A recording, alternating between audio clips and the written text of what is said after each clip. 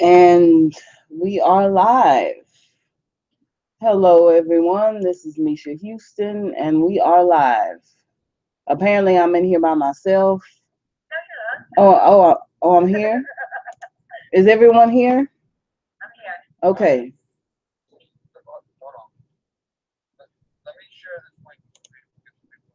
Okay.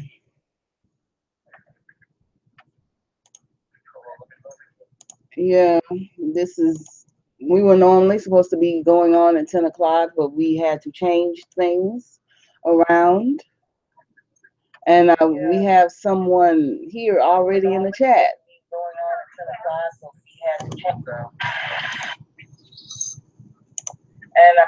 have someone here. Yeah, we have someone already in the chat. Al Red Sox fan. Hello, Al Red Sox fan. What's up?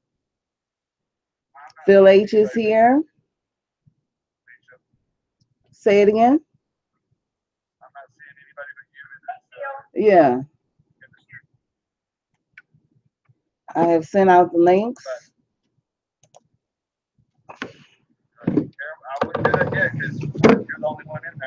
Oh, okay.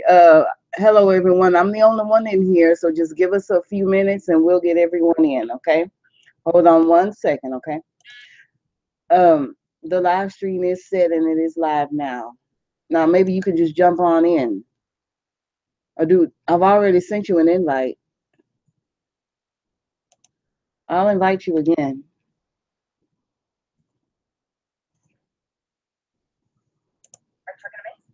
I'm talking to everyone. I've sent an invite to Bran, trying to get him in. Okay. Jennifer, I'm gonna send you another invite, and I want for you to jump on in, just like Bran. Okay.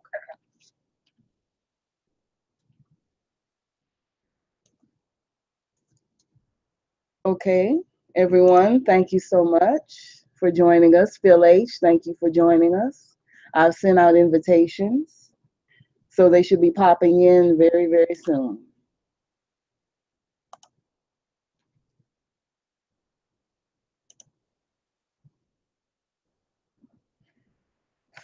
Yeah, so we're doing John 1 tonight. Bran has a wonderful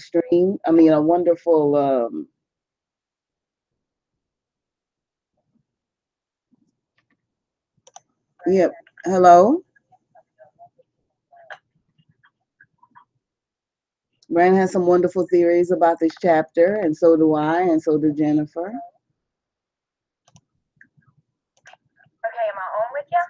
I think you are, my dear. All right, great. Okay, gosh. Oh no, wait a minute. All I see, we had to end up going a little bit early, but hopefully Agrilis from the Amino app will be joining us later, and she really writes some really beautiful blogs and posts over there on Amino. Okay, do you see the live button on your screen anywhere?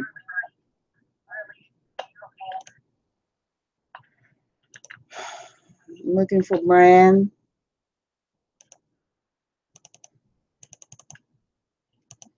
I'm looking for Shelley as well.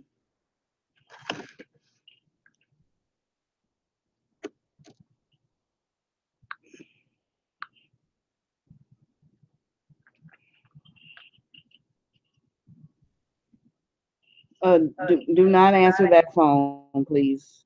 That's not me calling. Mm.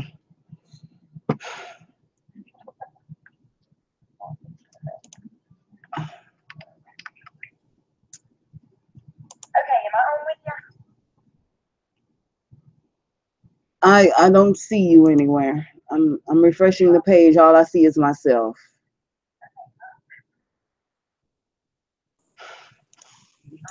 All right. Can I be heard? Yeah, I can hear you. Can you see yourself? I don't know. Let me. Hey, Phil, can you hear me?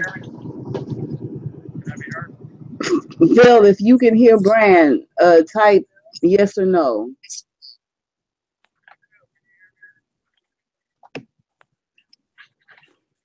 Yeah, I just got to get it okay here because I want to make sure I'm in.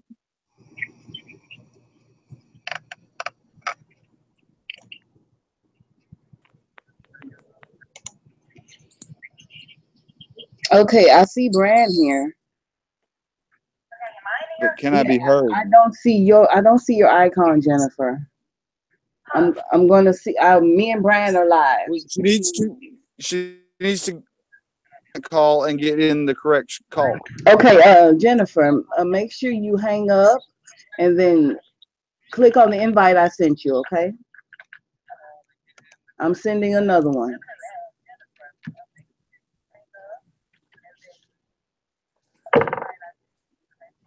Well, there we go. Can you?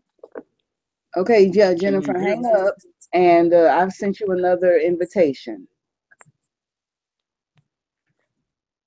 Yeah, we are together, Bran, and we are live, and we're waiting for Jennifer to step in, and I'm trying to get a hold of her. There she is. Trying to get confirmation from the chat that they can hear me.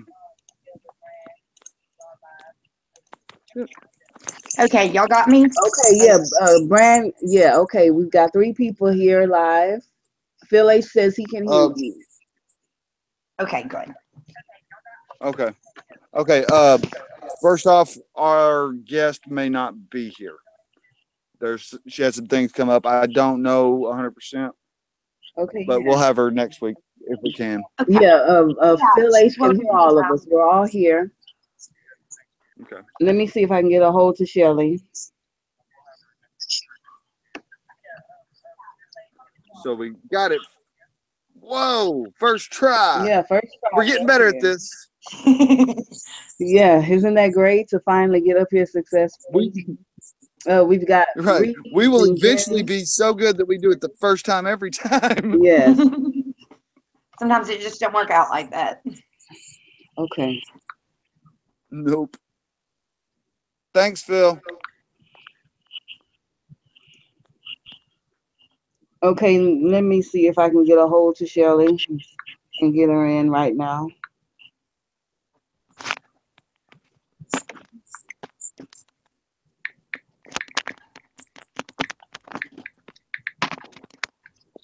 So, how have you been doing this week, Bran and Jennifer? Oh, it's been a long week.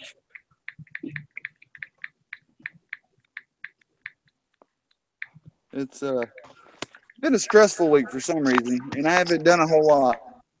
It seems like. Oh, what just hung up? Yeah, it's been a very good week for me, I have to say. We've got Aaron Habig in the chat room. We should have Fred Targaryen's uncle daddy coming in soon. That name is, I forget it. We got, who else we got?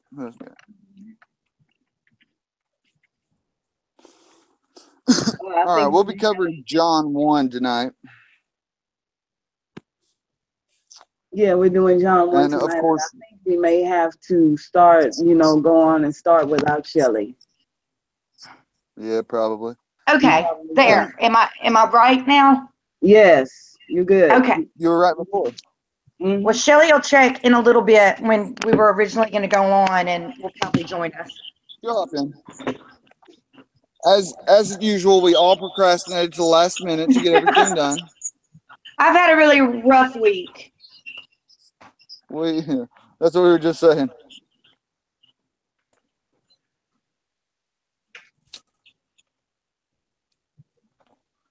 Yours to start out, isn't it, Misha?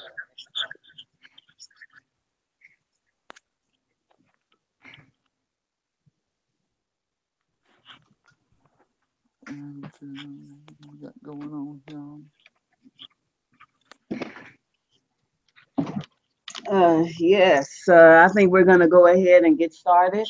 I'm going to keep on, trying to contact Shelley, and I hope that you, Bran, can get a hold to Agrilis as well.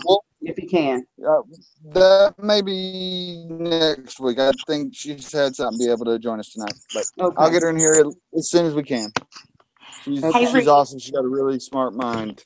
Okay. Yeah, She's always welcome, of one of my course. favorite writers over there on the Amino app, and I really was just delighted to hear that she was gonna try to join us. Mm-hmm. Oh, okay then. Well, hello everyone in the chat. This is our official beginning of our live stream tonight. Want to give a shout out to Reese Vinjen, Aaron Habig, Phil H, and Al Red Sox fan. He also liked and tweeted us and He sure Googled us. did. He's a super nice Al's a person. great guy. Mm-hmm. How did he end up around us? Make Sorry. sure, make sure you hit that like button and share and subscribe. And here we go. Our chapter tonight is John 1 of A Game of Thrones. It's the 5th chapter, and it is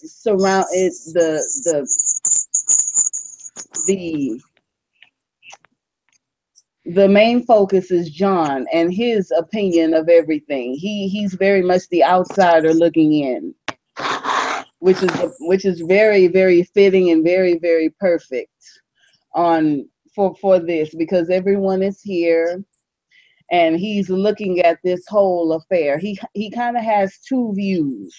He has a view of the main function with the king and the queen and his family, and he also has a view of his own surroundings and the commoners. So he's very much, we're looking at everything through his eyes. He's 14 years old.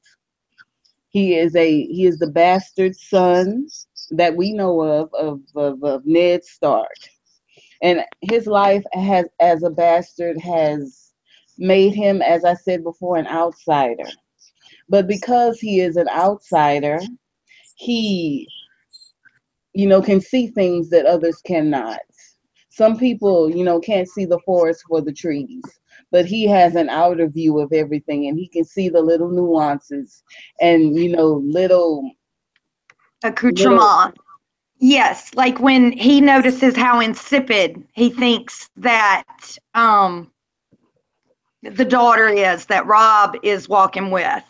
But he says Rob is too caught up in the moment to notice just how, frustrating and really shallow she really is.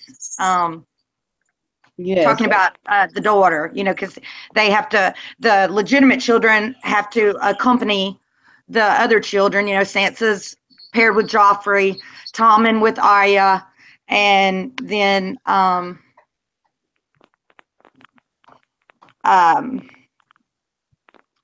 Mm-hmm. And which one do I even know? The girl, Marcella. I swear her name slipped my mind, y'all. Sometimes that happens to me. Anyway, and I just noticed that stuck out to me when John was just like, kind of just like, he was glad to not have to do that. And he was glad to be able to drink as much as he wanted as well.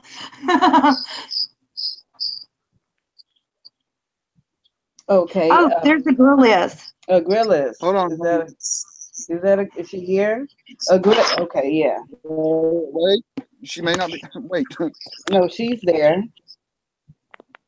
I see her in Hangouts. Hey, Agrilis. I know. Hey. That doesn't mean she's able to just jump in, though. Okay, what is her name? Yeah, can you lead her in? Misha, continue with that, and if she's able to, I'll get her in. Or Okay. I'll have you get her in. Okay. Go send her invites or link. I'll take care of it. Thank you. Okay, yeah, back with my overview. Yes, we get to see, for the first time, Jaime Lannister and his description. He's very handsome and strong and, has the beautiful conventional beauty about him.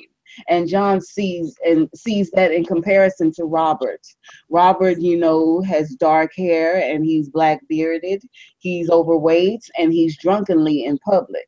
And Yeah. when you see the two of them, juxtaposed together, You would John think it was sees, opposite. You would think Jamie Lannister was the kingly person, right. and yes, And yeah, you would think that Jamie Lannister, was the kingly one and should be looking more like a king, and what's his name, Robert, should be, the lesser of the two. But it is not that way. We get notice of Cersei and her looks. yes. Cersei is very beautiful, on the outside. She's very beautiful on the outside, but she, is, it's all ethereal beauty. It's all, from the outside. It's external. But John Exactly. notices that Her she is, smile is fake that yeah, she's her, putting on. He yes, notices right away that she's putting on, and that his father's putting on. I want yeah, to point that out. yeah. Ned Stark, is sitting there trying to, play his role as best he could, but you can tell how unhappy he is. He's very, Isha, very unhappy. He's very, let me interrupt you for a second, Isha. yeah, Will you yeah. throw the link in there for Agrilis? Okay, hold on 1 second, and I'll invite her right into the call. Thank you. Sorry to interrupt there. No problem. Hello, Betty. Okay, I've posted the link so she can click on and jump on in. Before I Okay. get started, I want to go right back into the chat. Betty Nueve is there. Fred Targaryen's uncle's daddy is there. Thank you so much for joining us. Septa Sheena Sapphire is one of my subscribers. Hello, Septa Sheena. Thank you for coming. We're talking about John 1, A Game of Thrones. Now, back with John. I mean, as far as Ned Stark goes, when he realized that Robert was coming, he was very excited about his homecoming. He was very much wanting to see him. He got very excited when he heard about him coming this far north. But now that Robert and everyone is there, you can see that his enthusiasm is on the wane, and it's starting to show, and John can see that. We first get a glimpse of Joffrey, a very notorious villain. Joffrey is mentioned. He's mentioned in his good looks. He has the Lannister good looks, but underneath he seems very bored. He seems very bored with all of this, and then it's just his first glimpse of Joffrey. We're gonna see more glimpses of him later on through the story. Also, we get a glimpse of Rob, and in comparison to Rob, he has the red hair of the Tullys, and so does Baby Rickon. Baby Rickon also has the red hair of the Tullys, but it is noted that the color of the North is black, not red. Most people in the North have black hair, and John himself is carrying more of the North in him than. Yeah. Okay. Yeah. I see the message. I'm walking her through it. Sorry. And we can see a little bit of the resentment there. There's a lot of resentment in John, whether he really knows it or not. I don't think he even realizes it himself quite yet. It's No. only when he gets to the wall and realizes that, honestly, he was brought up in, rather lavishly compared to most people. Mm-hmm. Absolutely. He was brought up very well. It's a case of not knowing what you've got until it's gone. And thank you, Sansa Stark. yeah, it's very, we get a little glimpse of Sansa Stark, and she is there, and she's looking beautiful, and it's obvious that she's enjoying herself in that moment. What else do we have? I'm looking at my notes here. Oh, we also hear about Ghost, his dire wolf. His dire wolf is a different color, very much like John, as he is a different breed. He has the white fur instead of the dark and the gray fur. And he has those red eyes, and he's very quiet compared to the other wolves. Um, and he loves John very much, and the dire wolf, is a constant companion for John. Yes. Now, John, whether he knows it or not, is getting very drunk at this affair. He's about he's about 4 hours into the feast, and he's been drinking a lot, more than he thinks he has. We also get a little hint of Benjen Stark. We get a lovely conversation between him and Benjen Stark. Now, Benjen Stark is one of the first ranger at Castle Black, and he wants very much to join the Night's Watch. Right. And he even mentions that the Maester Lewin, right, says that bastards grow up faster than normal children, and his uncle agrees with him. Yes, he does. And he does, and he's very much a man boy already. He's still a boy. Very much more mature than his than the royal children, as well as his own half brothers and sisters. And you're set up to notice that as kind of a separation, though they are together. Mm-hmm. And before I move on to John, I want to talk a little bit about Theon Greyjoy. Theon Greyjoy is also mentioned here as his father's ward, and Theon, ignores him. He ignores John. He sees him as nothing but a bastard, and Theon, in his arrogance, completely ignores John. And he's very much used to having Theon ignore him. So you get a little taste of Theon's temperament there as well.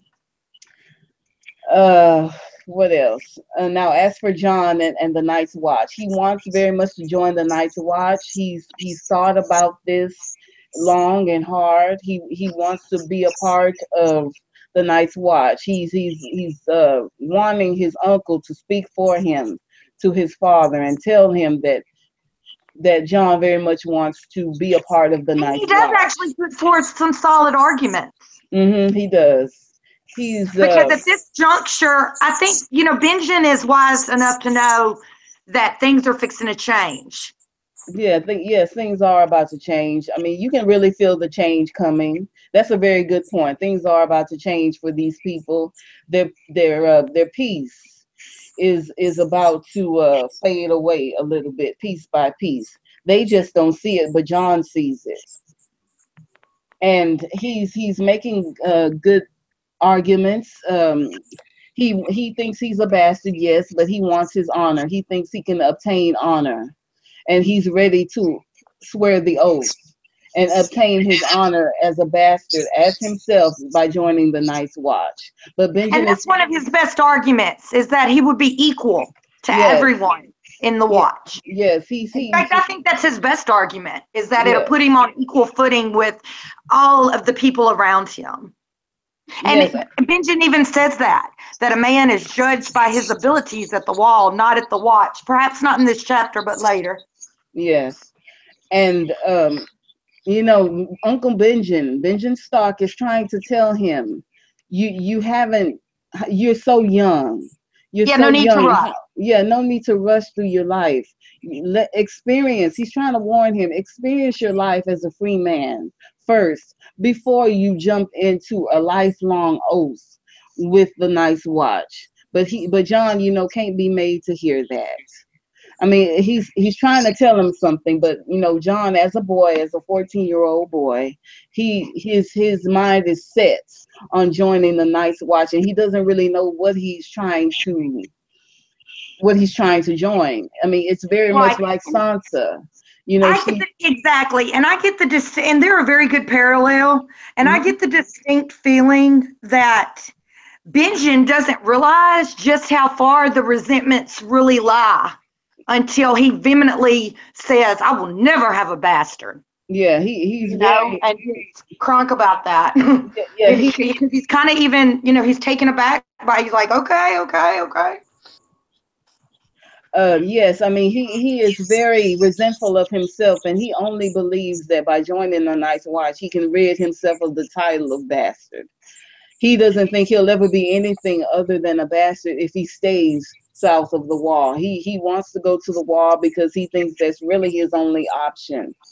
But Tyrion, toward the end of the chapter, tells him, just because Exact you're a opposite. bastard doesn't mean that you have to be a small person.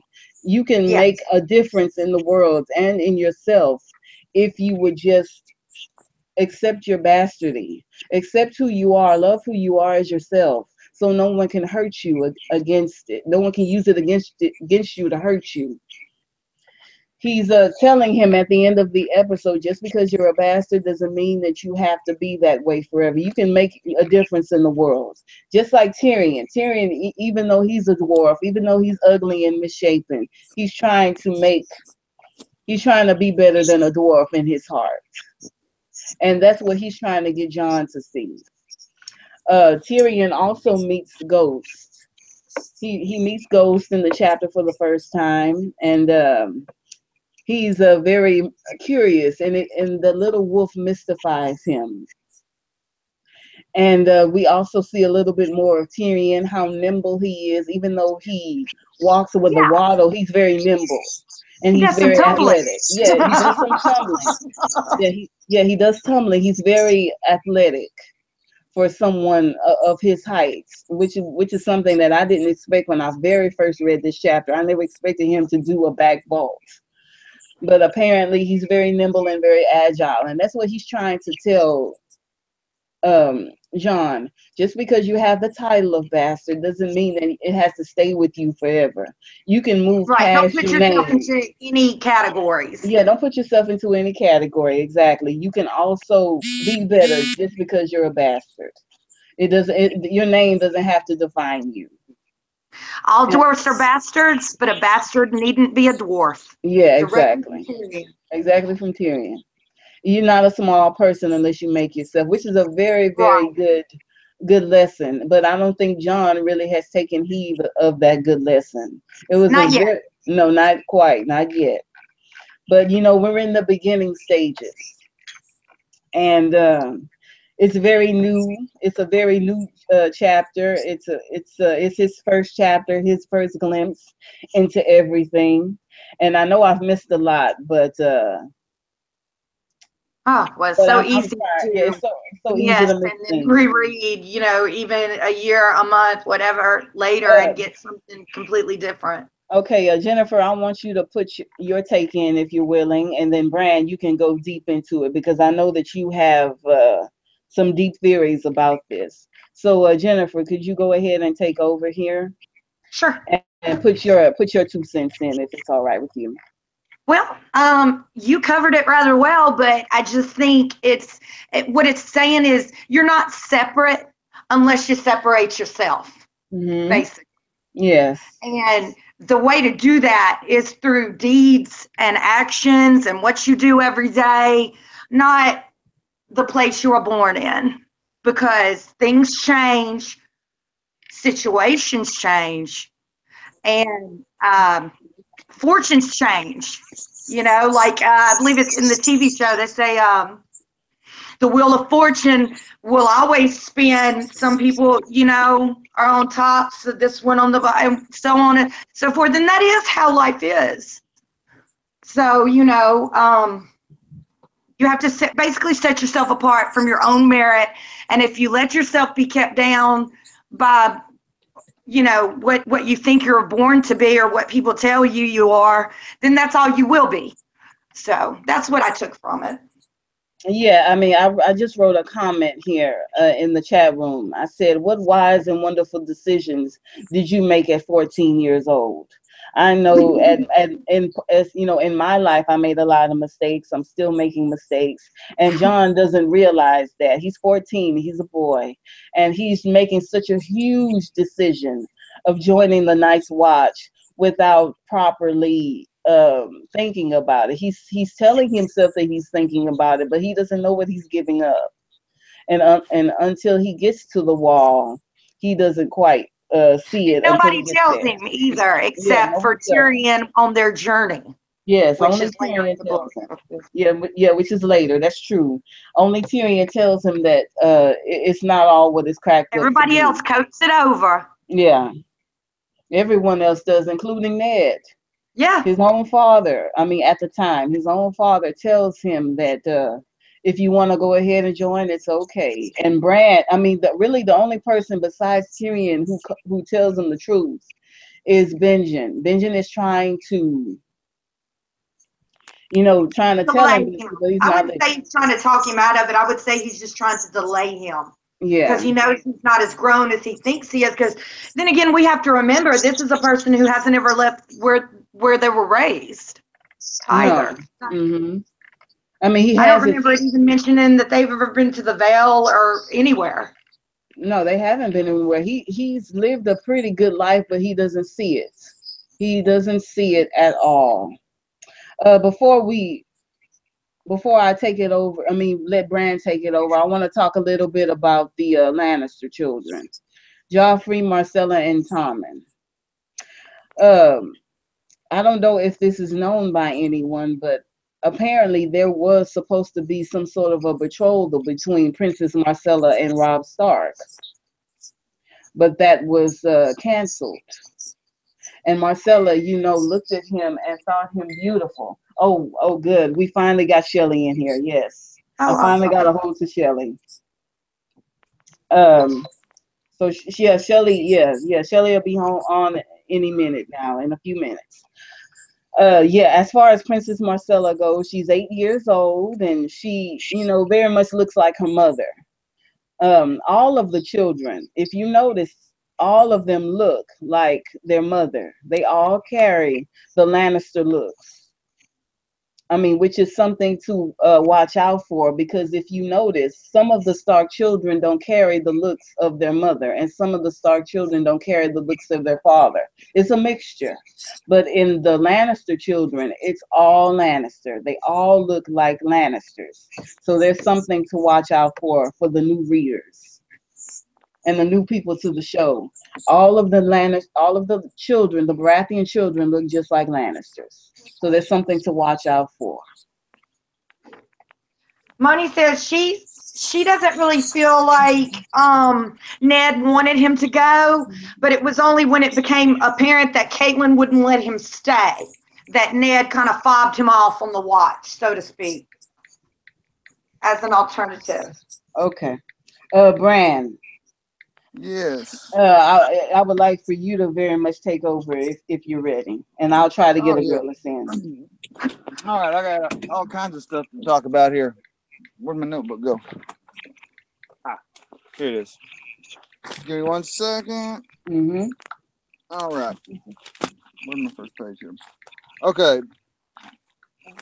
First, right off the bat, in the chapter here, we get the mention of the singer, who a lot of people seem to think might be Mance.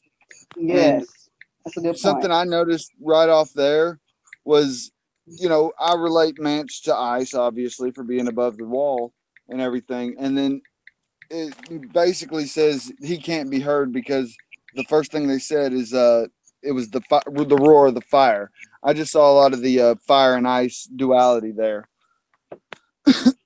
Mm-hmm. And yeah, I mean, yeah, that is a good point. Something that I didn't catch the first time around. I didn't either. No, I did not catch. Yeah, I didn't. Now that I think about it, in the future chapters, that could have very much had been Mance scouting, checking everyone out. And I mean, yeah, that was a very good catch. I didn't even catch that until now. Go ahead, Bran. I'm sorry. I've heard other people mention that it could have been Mance, because he does say he's there, but whether it's him actually playing the harp and singing or if it was another one, it doesn't actually say. So, but even if he is singing and stuff, it says he can't be heard over the roaring. So later, when John goes into the tent, he can't recognize Mance's voice. So that, it kind of I just kind of see those connecting, the whole thing connecting. Maybe, Fred. We never know. Let's see. Where the hell is Bran? Where the hell is Bran? You got Ned with Cersei, Robert and Catelyn came in, Rickon came in by himself, Rob with Myrcella, Arya, Tommen, Sansa, Joffrey, and Bran is just not mentioned. Mm-hmm. Let's just not put him in. He didn't need to be here. But then right after that we get the Lion and the Imp, and if you look at what Jaime's wearing, he's wearing a crimson silk. He's wearing crimson silk with high black boots and a black satin cloak. He's wearing Targaryen colors. He's completely in Targaryen colors, but he's also got a lion embroidered that's roaring defiantly. And I'm probably going to be pointing out a lot of the Targaryen theories. I personally think it's Cersei and Jaime. Well, honestly, I think he was going to make them all three Targaryen, but then last minute changed Tyrion to be a Lannister. And I think that's a big theme through this entire chapter is role reversals. You know, pretty much every time he says bastard, he means king, and king means bastard, and Lannisters mean Targaryens, and you'll see it a lot.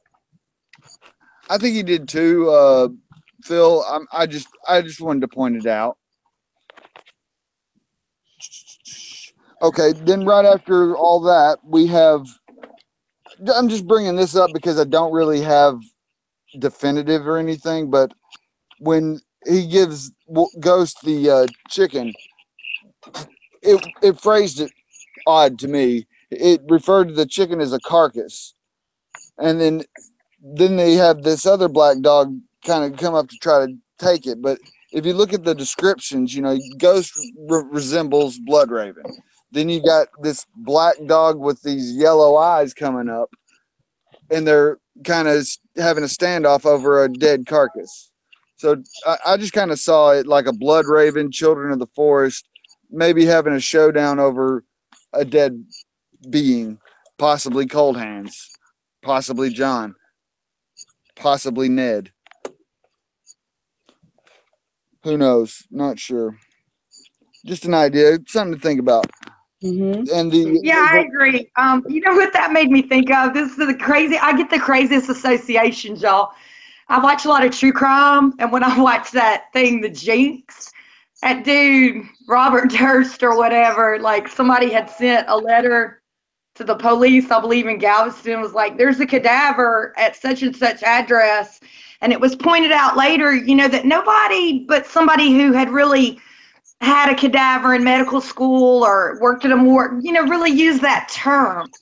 So they were, you know, just, you know, possibly linking that, but that's what that made me associate that. Like, why did he pick carcass? You know, out of all the words he would have said.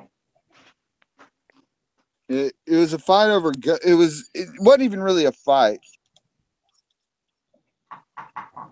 And right, a little it wasn't really a standoff. fight. Ghost just kind of stood his ground, and the black dog kind of came over, and then growled and walked step back. So I don't know. To me, it almost looked like, you know, Bloodraven sitting in his werewolf throne in control of something, and the children want control, but they know they can't have it. It's just the way I read into it. Yes.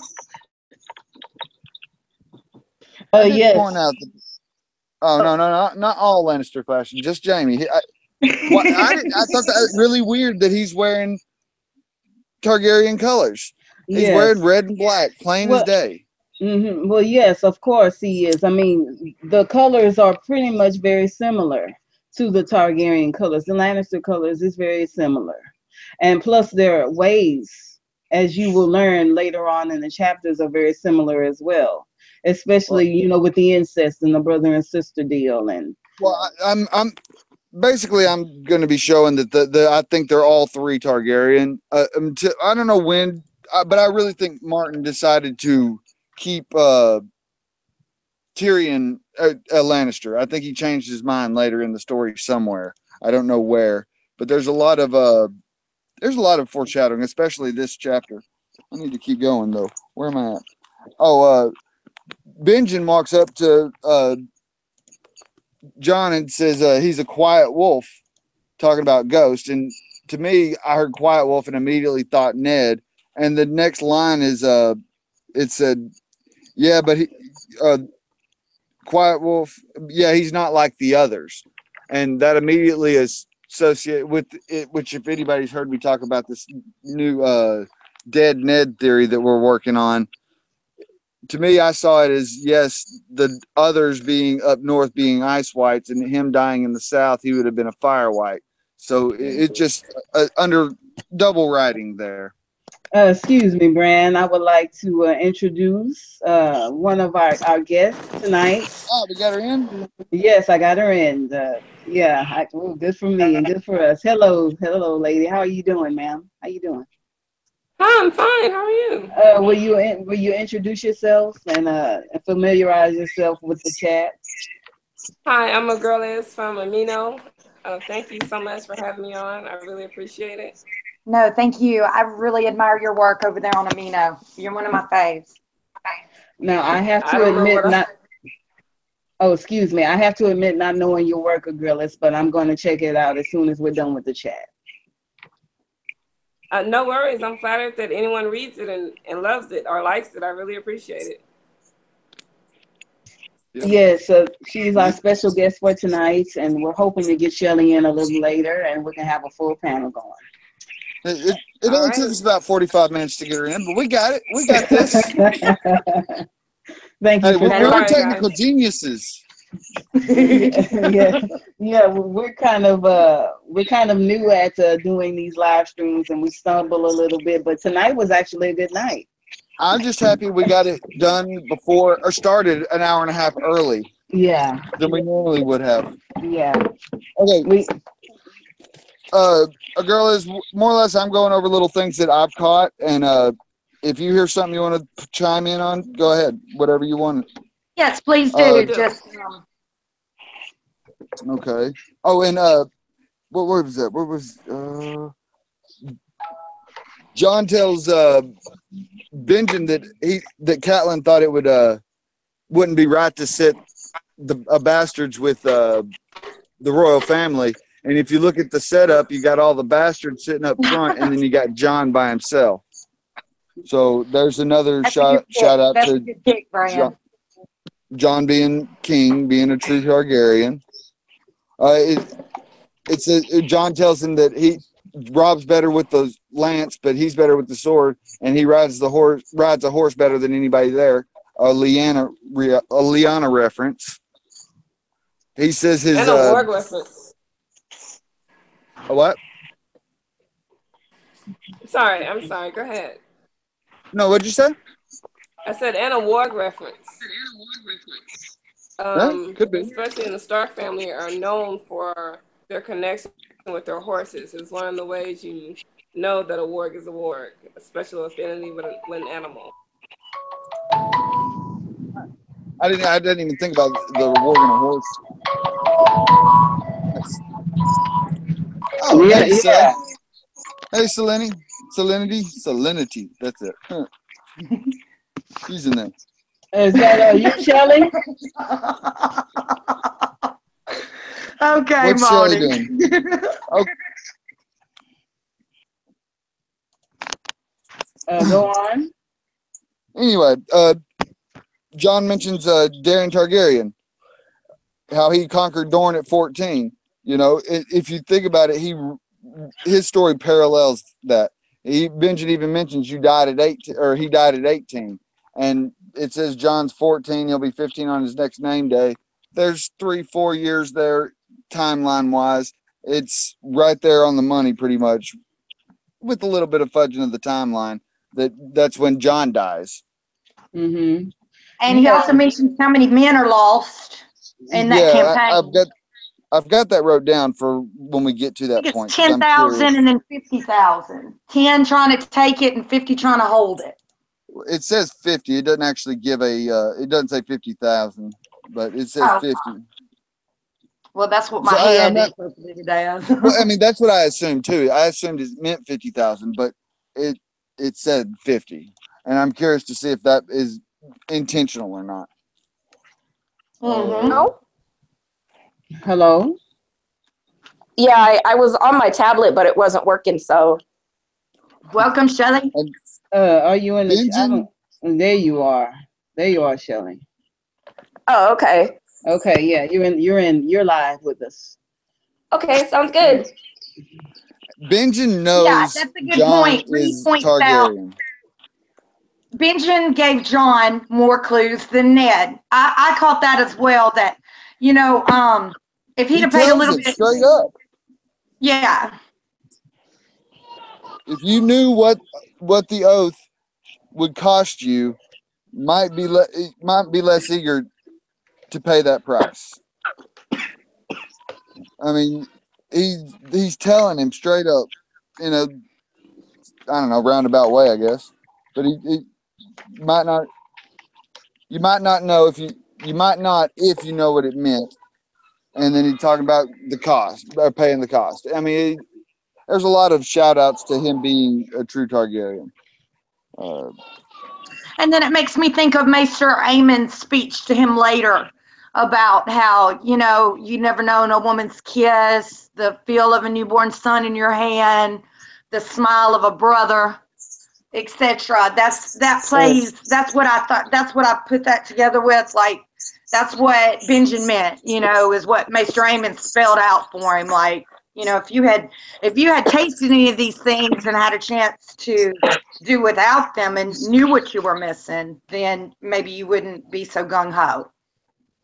Basically, Ree, if you knew what you were giving up, and it was really neat seeing that Benjamin just lay it out there for him, but in a very, subtle way.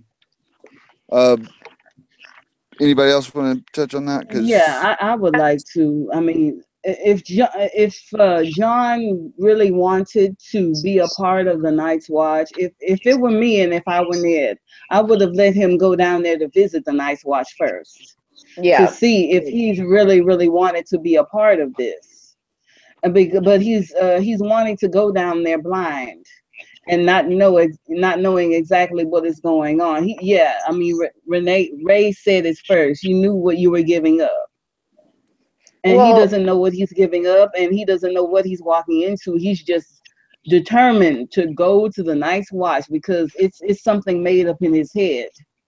All he has is what's made up in his head. And if he actually, took a little test run down there first, he would know exactly what was going on. And I just really hate the fact that they didn't think enough about that Ned didn't think enough about what he wanted, what John wanted, to point that out to him. I mean, it would have saved a lot of problems if he had just sat him down and said, okay, we're going to send you over there for a while and see if you like it. If you don't like it, you can come on back. And he would know it, but, it wasn't like that in the books. Now, as far as for the show is concerned, because the show did pretty much kind of cover this as well. Right. That kind of got me was that it really felt like in the show version that the reason why he wanted to run off to the Night's Watch so quickly was because he wanted to get away from Catelyn as quickly as possible. Like, for some reason, he really thought that when it comes to the Night's Watch, he thought that it was going to be more glamorous and more chivalrous and everything because that's what he was kind of taught. But then when you sit down and just like how you were saying, Misha, like if he was to actually take a look, he would realize, like, I forget what season it is, but when they ended up having the two Night's Watchmen who were there with Tyrion, and Tyrion was talking about how they pretty much had like not fleas, but it's like the human version of fleas. And so they had like scabies or something, and they were dirty and their cloaks were all tattered and worn, and it wasn't portrayed to John the way that he thought it was. And when he went all the way up there, I kind of wish he would have heeded his uncle's words and not stayed up there. But I think he just ran up there because he thought, well, since I'm a bastard, no one's going to really love me or care for me, and I don't want to have children that are bastards as well, so fuck it. And also to add on to that, as I said before, if Ned had really talked to him about it and given him like a test run, it would have showed that he would have had a place to come back to if he didn't want to be there. But that was not how it was portrayed in the book. And it would have solved a lot of problems. Well, the only thing I do wonder is if he turned around and he ran up there, because if Ned had turned around and he was leaving for King's Landing, then pretty much Caitlin would probably do whatever she could to get rid of the boy in the first place. So I think that when his father/uncle pretty much left Winterfell, I think that's why he might have also tried to jump and run too, because he knew that he probably wouldn't be safe with Catelyn around, because she would, I don't know if she would try to kill him, but she would try to make his life more miserable than what it was. And I guess he figured that the Night's Watch was the lesser of two evils, Yeah. He wanted to maintain his honor, as it was stated in the book, but he couldn't get out of being a bastard, but he wanted to find a way to maintain his honor. When everybody else had a place kind of to go to and some shoes to fill, everybody but him, because the whole household is in upheaval with the girls going off, Ned going off, Caitlin staying. By the time he leaves, Bran has had his accident. So I think he views it very much as he's very much alone, except for his uncle, as far as friends in the world. Yeah, he feels like he's alone in a lot of ways because he's been lied to his entire life. I mean, he's in a pretty screwed up situation. So we had a little technical difficulty. We lost Agrilis. She fell out somehow. That's okay. I'm about to. I'm about to. I'm going to go ahead with the next point, but if we get her back in, we'll go let her touch on the Benjen stuff. Yeah, go ahead. Ree, I was thinking that myself. Ree brings up a good point in the chat. He compared later Catelyn and Cersei and the fact that she would have killed Jon. Does anybody think Caitlyn would have took it that far? Does anybody think Caitlyn would have went full on Cersei? I think that if the certain situation showed itself, she would have. Yeah, she would have turned around and she would have killed his ass. And that's kind of why he probably left, because I mean, even if she turned around and she bullied him and he's seen how the Night's Watch was, I would think that he would at least try to go back, but then he would know that he would be going back with his, I don't even know if you want to call her. I'm talking about the show, because Catelyn does get very venomous with him at Bran's bedside when she's like, I don't want you here. And Ned walks up. Exactly. And that's why that's why I kind of wonder, like, if he did that because he knew that it was going to be, like, perilous for him. Because once you're up there and you see that it's pretty much a load of crap up there, like, I mean, it must have been the lesser of two evils in his mind. And so it has to warrant that somewhere in his brain, it must have gone through in a thought process that if I was over here and my father/uncle ain't here, then this bitch might turn around and kill me. So I kind of think maybe that must have gone through his head, Well, I mean, he probably wouldn't have been allowed to go up north to King's Landing because of his bastardy. He would have been forced to stay behind, and I know he wouldn't want to stay behind in Winterfell with Catelyn Stark. Exactly. Yeah. But it's really a shame that has happened, because if Catelyn were told the truth, she probably would have loved Jon from the beginning. Well, I mean, you know my whole argument about that. Like, honestly, they just needed to turn around and put a foot up Robert's butt and let him know, look, you can't be killing all the Targaryens just because you mad because your girl wanted another man. Like, I mean,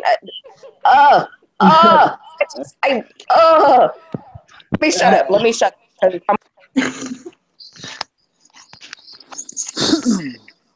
All right, we Bran, ready? you want to continue? Okay. Well, right as John goes out the door, he out of the feast hall, he Yeah. spots a sentry up on the wall. He's got a cloak pulled tight around him against the cold, and he's huddled up there alone.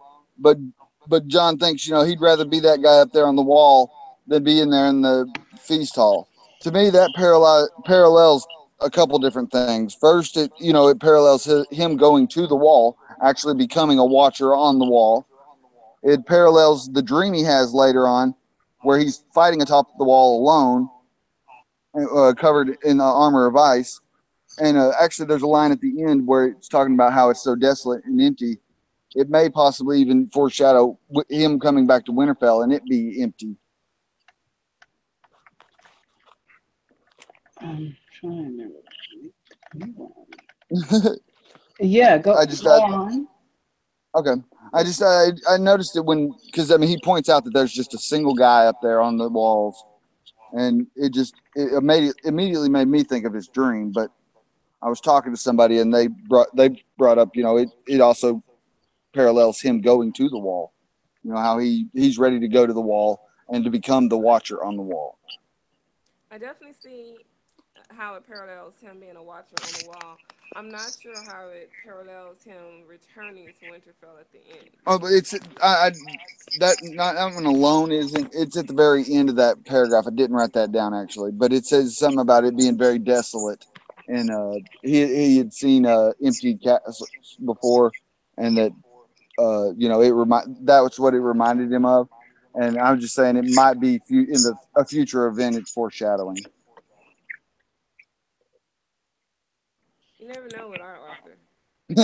No, you Has a don't. lot of cookie trails for us. Yeah, he does. But I Go missed the ahead. previous discussion when we were saying how Kat could be trusted with the secret. I have to say I completely disagree with that. I would never trust Kat with that secret. Yeah, but I I wouldn't have mean, trusted her either. I have Oh, to. the secret about his parentage, you mean? Yeah. Can you turn up Right. I your would have. volume? Who, Who? me? Is that better? Yeah, as No. loud as you can, sweetheart. Yeah, we're some loud asses. Yeah, we get it loud in here. So Oh wait, try to turn it up and get close to your camera. did you say lower or louder? Louder. Louder. Louder. Oh, I turned it down. Yeah, turn it up. Turn Yeah, it up. yeah. Turn Okay. up. Is that the loudest? Can you hear me now? Yeah, we can Yes. hear you. Yeah. Awesome. Well, maybe I just can't. Okay, no, I was saying I didn't trust Kat because Kat never really fully became a Stark. She always kept very Tully interest and a very Yeah. Tully mind state. She never transferred over or learned the culture. And she definitely just hated John and had unrealistic paranoia. She wasn't to be trusted, but that's just my opinion.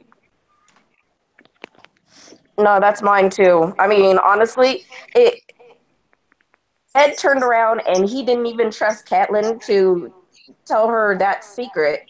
Then it kind of makes you wonder, as far as their relationship was really concerned, like how much other stuff did he actually hide from Catelyn? And how, like, why is it that he can't even trust his own wife kind of deal? Because it was a political alliance. They didn't actually love each other. They had affection True. for each other and they knew each other for decades at one point in time, but they did not fall in love. It was all political. So no, he couldn't trust her. Yeah, because she was supposed to be married to his older brother, and then by default, he got her. So, Okay, Right. we've got a question in the chat, you guys. Fred. Fred keeps asking you a question, girl.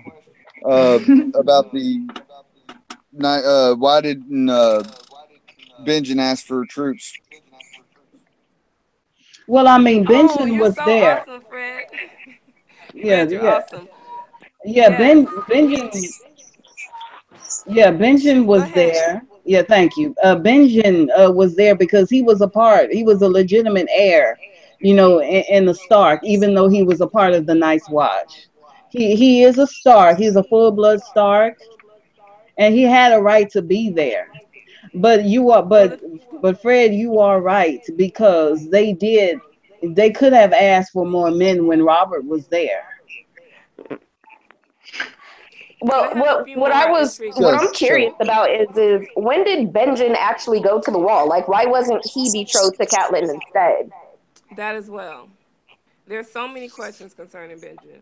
Like I don't even understand how he got a pass to go back to Winterfell because you go to the wall, you lose all rights, you lose your family, the Night's Watch becomes your family, but he got a really special pass. Nobody else from the Night's Watch got a special vacation, but And he's supposed to be the first ranger. Yeah, he is the right, how first does he ranger. get to go home? Well, I mean, um, people have been, given leave to leave the wall, but To mainly go for the ranging recruiters. Yeah, but not a or ranger. to go recruit? Yeah, for the recruiters, yes, but not for the Not for rangers. Right. I So think this But he is a gets very special privilege though because he's a Stark, and a I Stark think so as because well. yeah, like because they're up north, and because they're such an old house, and because they still hold and honor like the ways of the old, like the old so ways and they're ma- everything. The old gods, because they so worship they're the old making an gods. Yep. If they exception look to out on break the the watch and vows. they still believe in sinning, right. if you look at the other people that go to the watch, it's criminals, it's people who are rounded up and basically given a choice of either death or the watch or cut a hand off or the watch. It's street. It's street Yeah. up there at the watch, which is what Yeah. Benjamin is trying to tell John. The watch is the ghetto, It's man. The not watch like is the being fucking just a little ghetto. street up there, and he doesn't take a hint. But that's why I think he gets a bit of special privileges and also, like what Lord Mormont did, going ahead and giving up his seat of power to his son and going and serving. They still believe it's an honorable thing to do where, anybody in the South will be like, man, there's like Tyrion's view was, there's nothing but criminals up here. You don't know what you're Yep. getting yourself into. Yep. yeah, I think Right. Mormon, gave him a special pass because I mean, you can tell Mormon, is down for the Starks. He's a Northerner by heart and by blood. So I'm sure he probably just gave Benjamin a free pass to go up and see his family. And At least for the net. It is had there to be. actually anything that says that once you go up there you really can't come back down, like for anything? Once you go up there, you lose ties to your family. So if your family's Yeah. having a special dinner, that's just nice for your family. You don't get to go. You're home now with the Night's Watch. But Benjamin was Yeah. given True. very Right. special leave to go to see King Robert, which I thought was even stranger because he never ever spoke to King Robert. He never did. So Mm. why send your first ranger if you're not going to have him recruit? Already had people go missing for 2 months straight.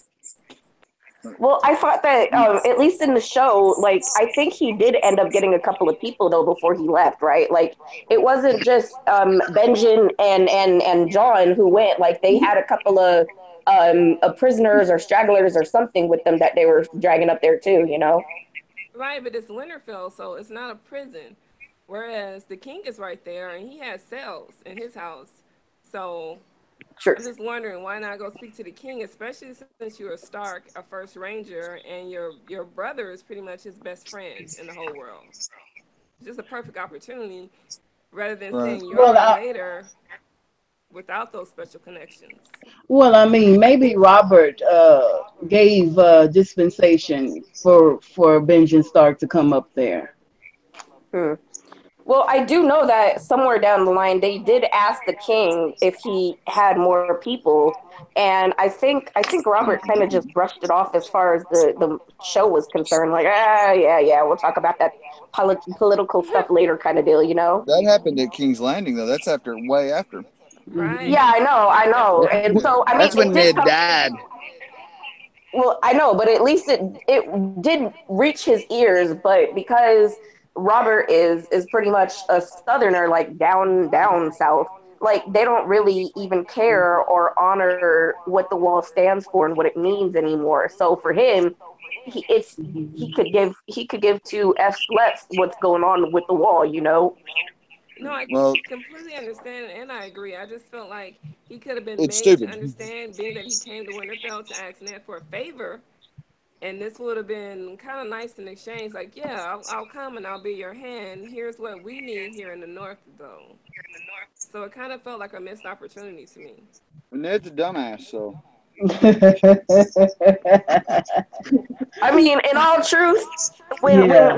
Robert turned around and said, "Oh well, I can force you to," I'll be like, "Well, then I guess you're gonna be forcing me. I'd rather go into the dungeons than have to turn around and hang out with your."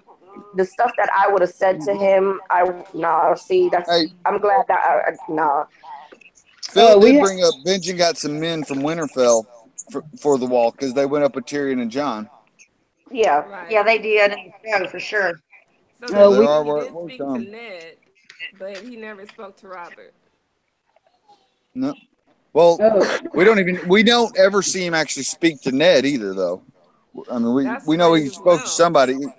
He may have went and just took him from the cells because he knew he could. True too.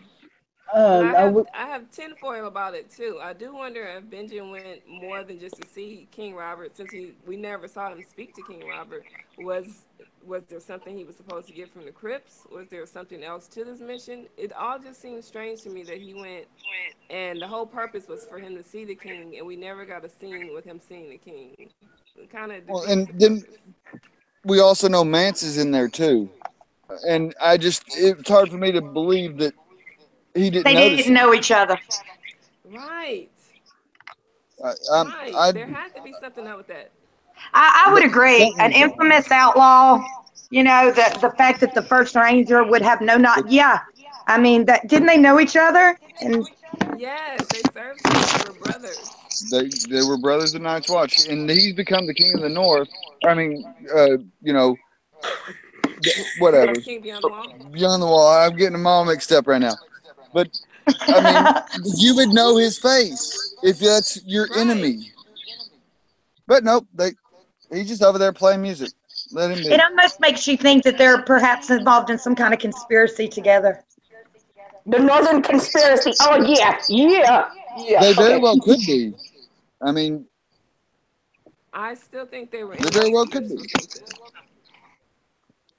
I think maybe they were looking for the horn of Yeah. Jeramon or something special Well, in those scripts. Phil does say that. Yeah, he did bring that up. They did serve at different places, but still, I mean, I think they would be able to. I don't know. I guess I just assumed that they would be able to give a good, accurate rendition of what he looked like. I I mean, mean, but they enough still where all knew each other. Benjamin.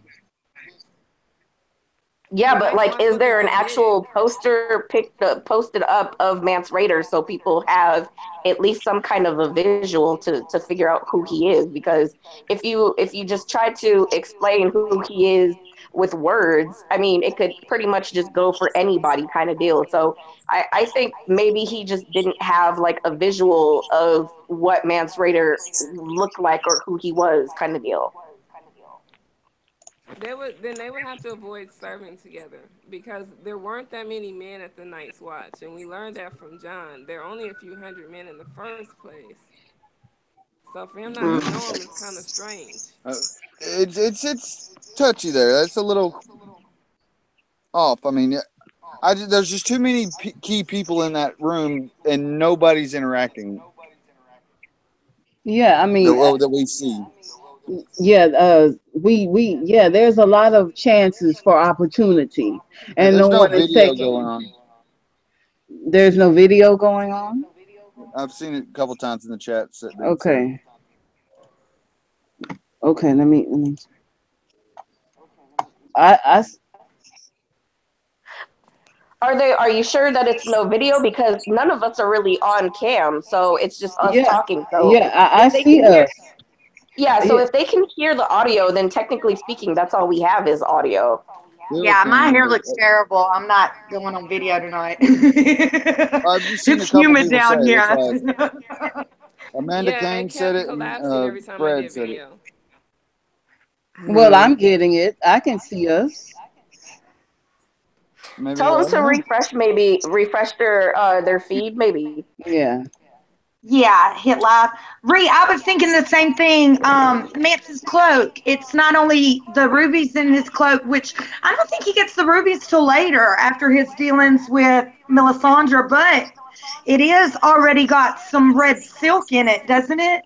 that he was so proud of, Yes. that somebody had Yeah. stitched it up Right. after it had been torn. Silk from the Shy. A very Yeah, specific he look. was very proud of that. That's right. Let's Who was watch. proud of that? And being that Benjamin has a trained Lance. eye in his first ranger, it's really hard for me to believe that he wouldn't notice any of that. Any of that. And I'm sure Mance was also a singer at the Night's Watch. A singer is a singer is a singer. So he sings now, he sang then. You wouldn't Yep. notice him on the harp with his distinct voice. Just seems weird. Well, and that I actually brought that up earlier because it says, the singer's over to the side, and the fire drowns out. It's the fire and a couple other things that drown out his voice.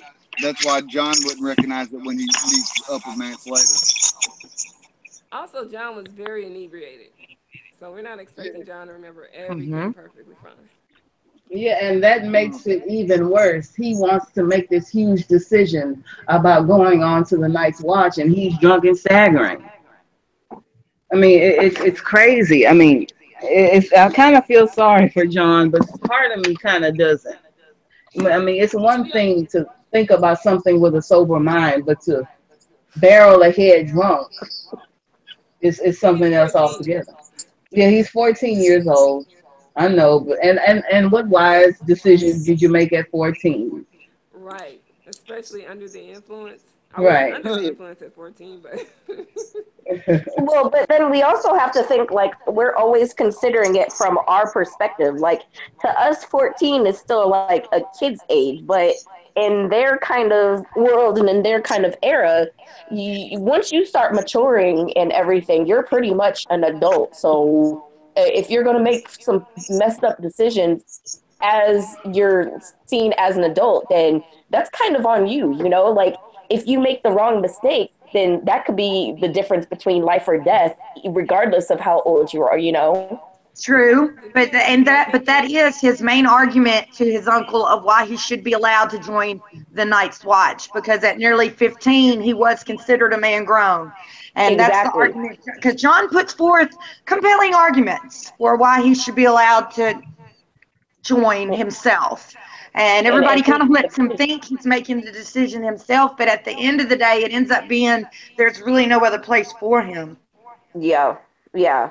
Because and I think I kind of do think that Catelyn was a part of that push as well because yes, yeah, she probably was like dancing and all types of stuff when she found out he was going to leave, which is she why makes I'm it glad that they clear. cut her throat. Damn. Excuse me. Before we go on, I want to say good night to Phil H. He's Good leaving night, us Phil. tonight. Thank you. Good night. Nice. Bye, Daddy. Wow. Anyway, all right. Are we ready to move on to this last scene? Yeah. Yes. Yes, please. Okay. All right. Well, you know, Tyrion is calling him. Oh, wait. Actually, the first line that he says, "Boy," and then he says, "You're Ned Stark's bastard," and uh, John says he feels a coldness come through him. I mean, just because he's getting called a bastard, he's getting a chill. He's out in the snow and everything. I think there's something more to that line. Then the whole take. Wow, fuck, what is that? Uh, when he gives him the advice, he says, "Make it your strength. Make it your strength, and it can never be your weakness. Armor yourself in it, and it can never be used against you." I mean, the way that immediately made me think of ice itself. The others' weapons are made of ice, which are basically the weakness to men, and it kind of also, to me, I saw it as like John's death and resurrection.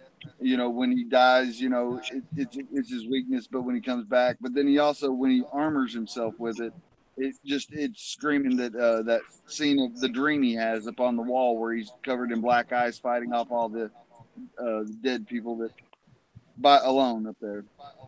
What it reminded me of immediately. Mm.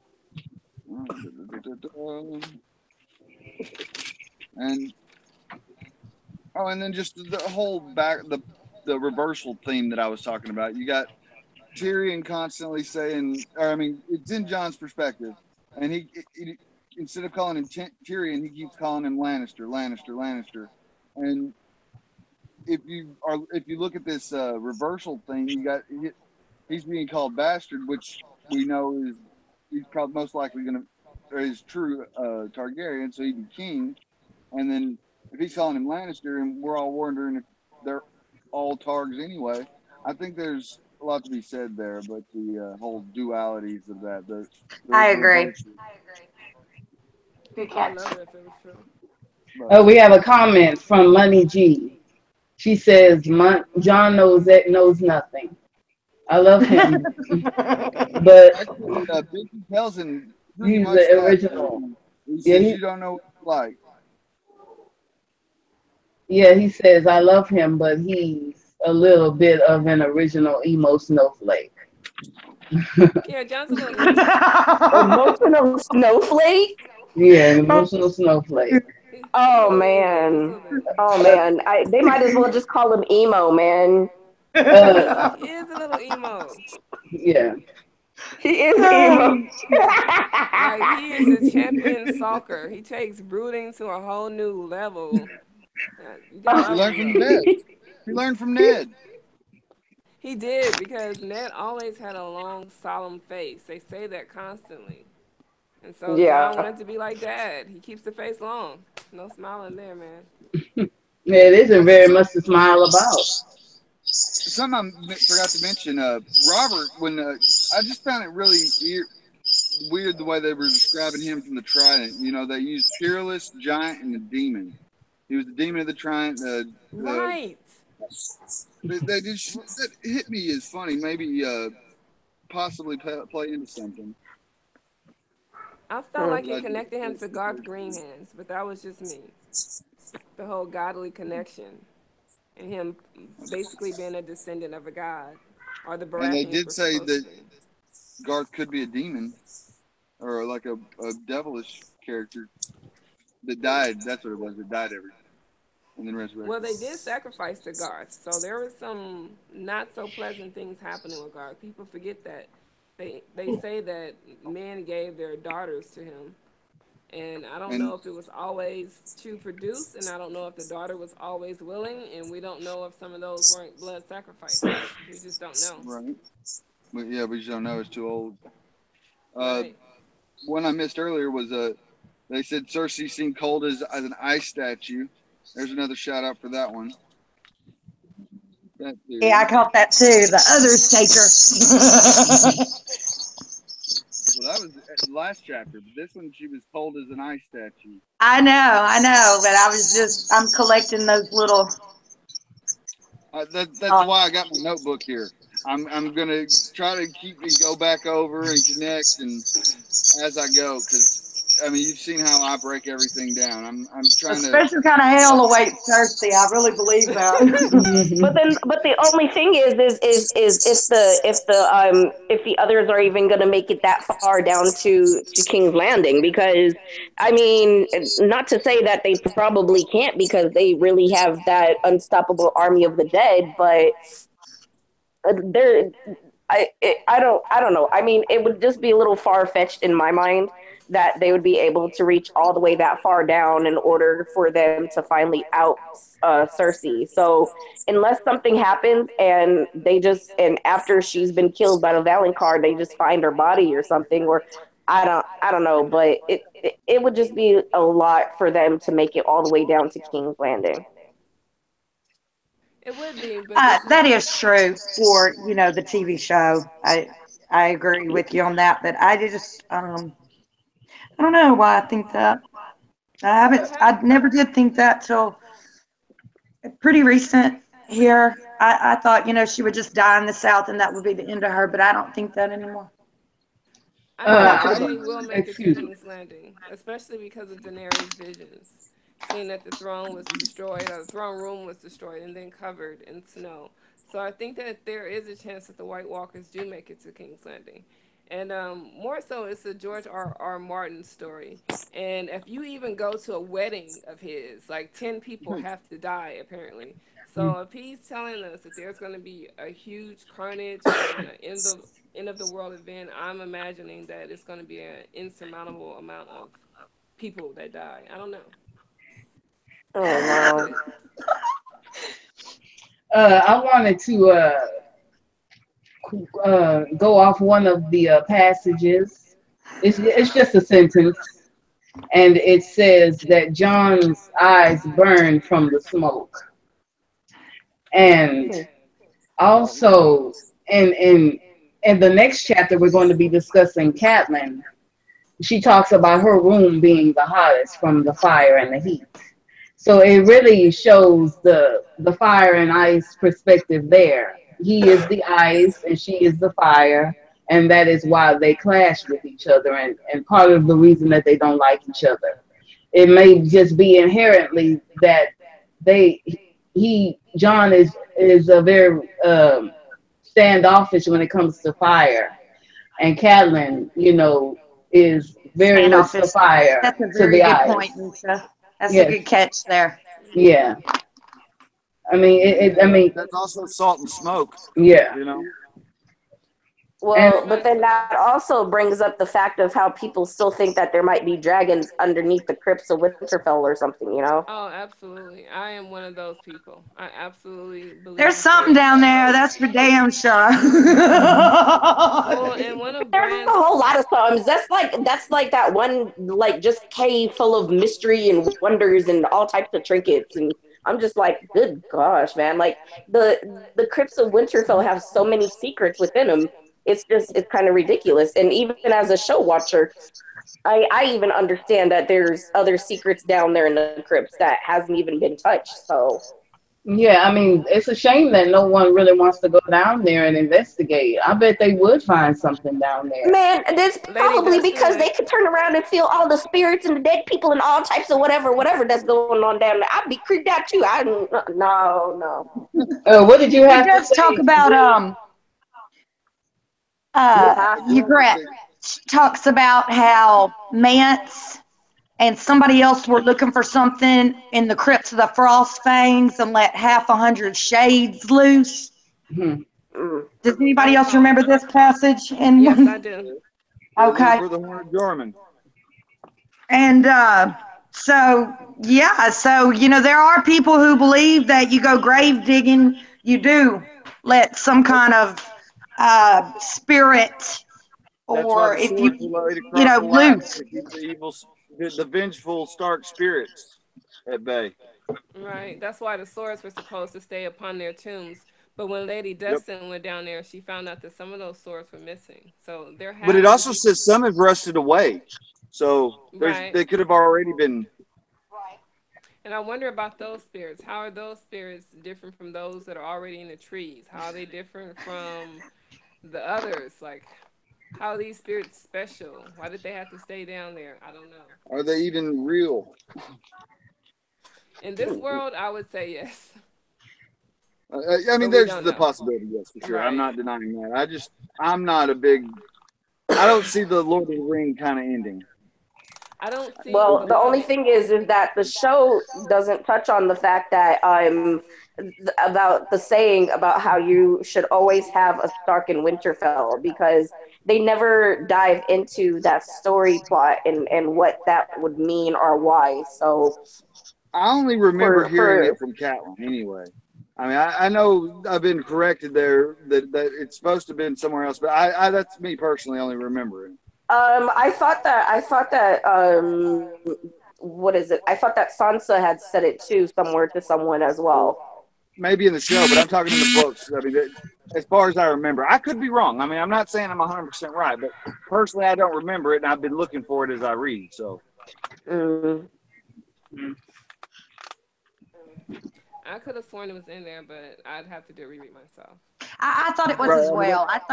It seems that's why like we're I doing thought this. it was in But one there. more interesting thing, I don't know if anyone, if it was touched on already, but I found it interesting that this was also the chapter where they described Tyrion's eyes. One eye green, one eye black. And then they describe his silver blonde hair. Like they make it a point to really describe Tyrion in this passage. And I'm wondering with the green and the black thing, was that supposed to mirror the greens versus the blacks in the Dance of the Dragons? Was that supposed to make us think about that? Make us think about if Well, he was secretly a Targaryen? Just girl, been did you wondering. notice that Jamie's decked out in Targaryen colors? Right? I mean, he's wearing black and red. Excuse me, y'all. We have a few questions in our chat. I There's think one here for you, Agrilis. Why is Cat's room the warmest? Oh, for me? Yeah, for you. I think that was touched on a second ago. I like the analysis that she was meant to be fire against John's eyes. Hmm. Um, I think it's more practical than that. I think Ned gave her the warmest room because she's from the South. It's really what I she's a think it is. pansy. Right. That he built her own step to pray to her own special gods, which I thought was nice of him, but kind of nonsense. It's like you joined this Question for you family. there. Why did it take that long to build a sept? Were there no other Starks who were married to a Southerner They that probably, respected their wife enough? apparently not. Or it was just tradition. Well, I think maybe it might have also been that he was the only one who gave a damn about how she felt and how she wanted to worship. The other ones were just like, well, you up here, worship the way we do, figure it Right. out. Right. Right. Well, I have Yep. another, excuse me, I have another question from Amanda Kane. She asked, where's Asha? Well, I mean, we haven't really, Asha Greyjoy, apparently. Well, I mean, let me answer that question. We haven't gotten to her in the story quite yet. Right. Right. So don't, I We're mean, going by Asha's, chapter. One yeah, we're chapter a going week. chapter by chapter. So we haven't even gotten to, the heavy Greyjoy stuff yet. But we have gotten to Theon, and she has another question. She says, what is Theon's future? Well, we haven't really talked about Theon that much in this chapter. He was only mentioned. And as I said before, Theon, looks at John with contempt because he is a true-born heir to the Greyjoys, and John is a bastard. Right. So, all we know as of right now for Theon is that he has a very arrogant, standoffish way toward John. I So, think. I think Theon's in game. He's going to sit the Seastone chair because I've done some translations and stuff, and his name literally translates into godly, godly, and God. only no godless man may sit the Seastone chair. I think that's a very big underlying meaning for him. So I think that's going to be his end game. He's going to sit the Or he can Seastone take the chair. damp hair's place since he can't reproduce. Because I really would like that to be a redemptive arc for Theon, but I don't see him getting that since he can't reproduce. But if he became the That, new priest, then that would that, make that sense. Yeah, I Yeah. that hadn't would thought make that. more That's a sense. good idea too. I think That's a he good gets it point as too. well. I think that's definitely the way it's leaning towards, even in the television show Yeah. I mean, his name and in the literally books, translates that we're to gonna have God. Theon's gonna come back.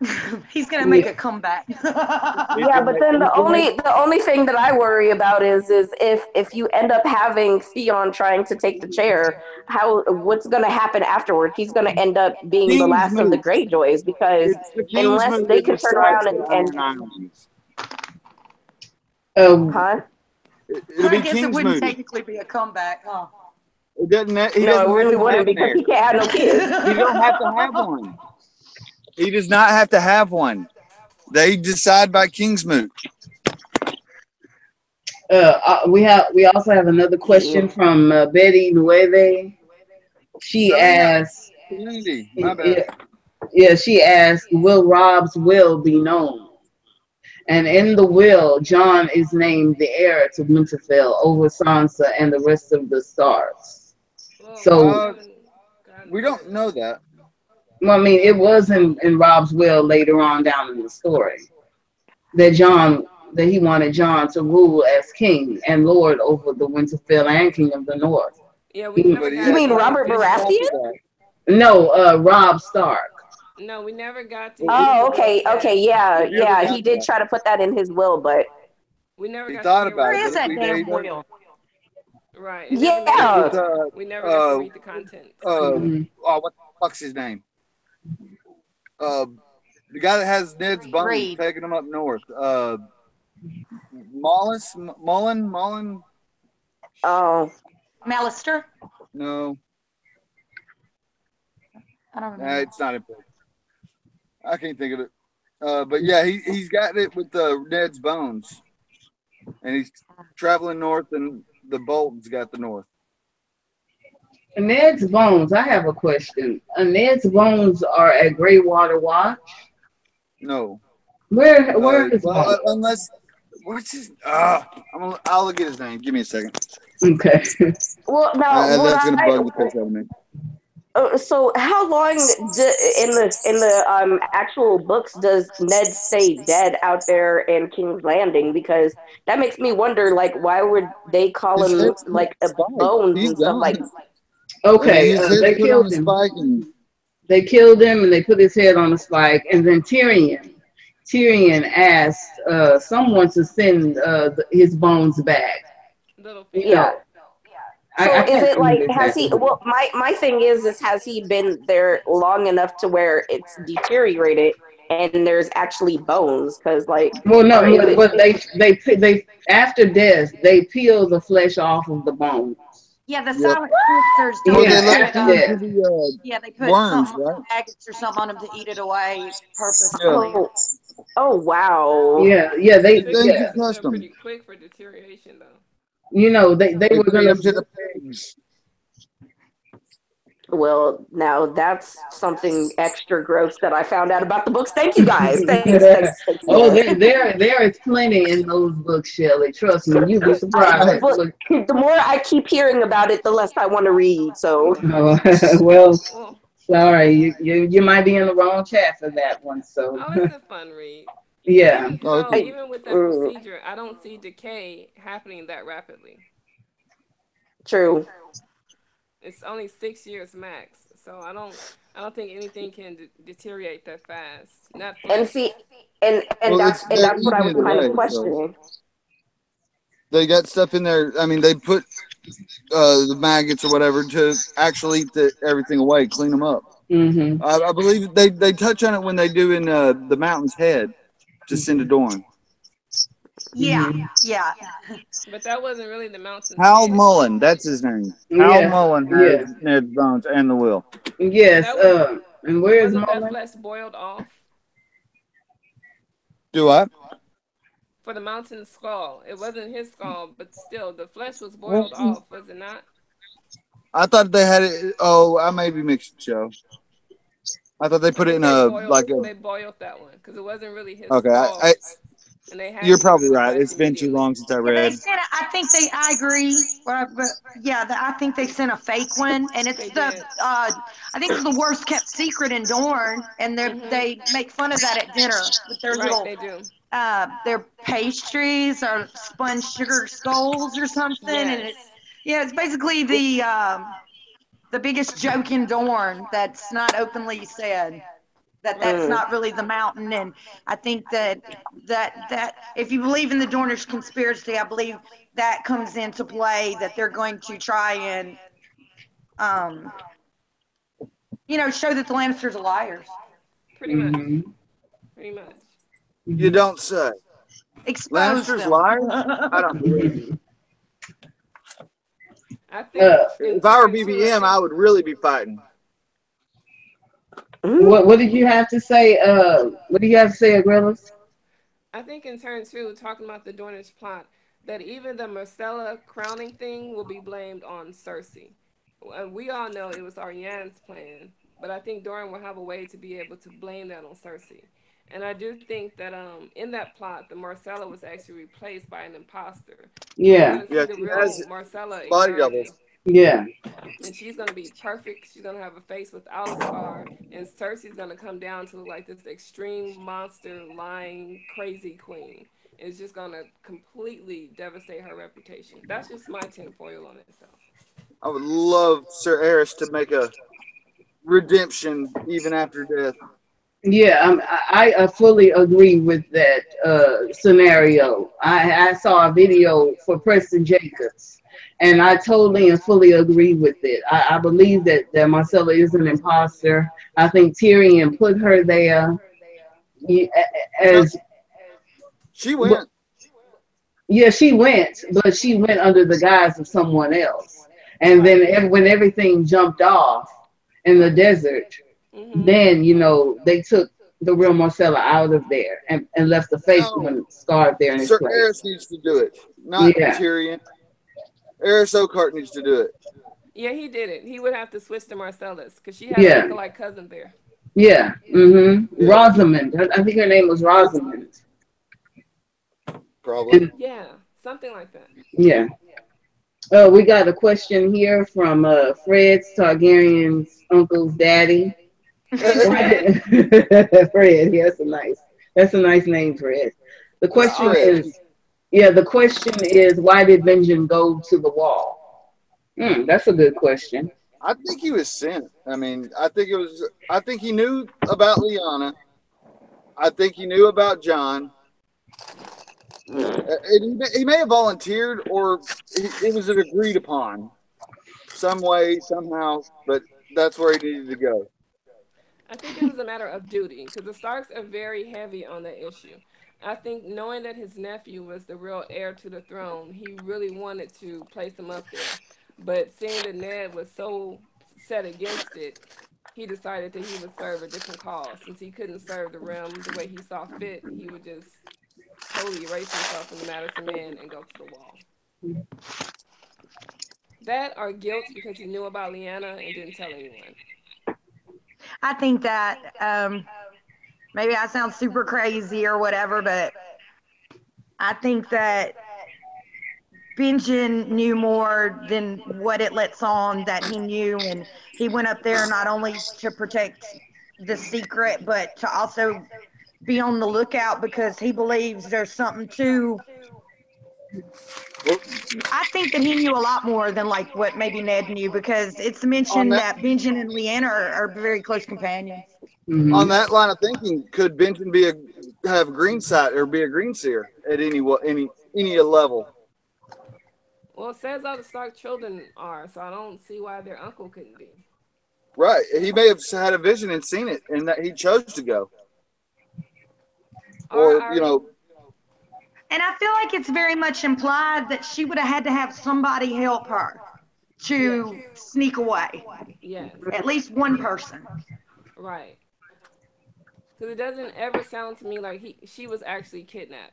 And so her brother would have to have known what she was doing. Right. It's all conjecture. Right. And he is a Stark, so he would be prone to believe the stories that are occurring up north. I think all three of them knew about the whole thing, pretty much. Benjen, Lyanna, and Ned.